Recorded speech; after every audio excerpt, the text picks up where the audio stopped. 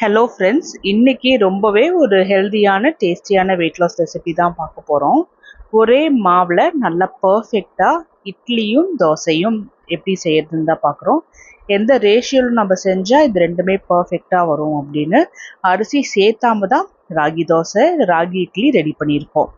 இந்த ரெசிபியோட full video link நான் கீழே பின் பண்ணியிருக்கேன். இந்த இட்லிக்கு ஏத்தமான நல்ல ஒரு காரமான தேங்காய் சட்னியும் ரெடி பண்ணியிருக்கேன். இது போல அரிசி சேர்க்காத ரெசிபீஸ்க்கு நம்ம சேனலை சப்ஸ்கிரைப் பண்ணிக்கோங்க. இது போல அரிசி இல்லாத ரெசிபீஸ் வெயிட் லாஸ் பண்ணுறவங்க, வெயிட் மேனேஜ் பண்ணுறவங்க, சுகர் இருக்கிறவங்களுக்கெல்லாம் ரொம்பவே யூஸ்ஃபுல்லாக இருக்கும்.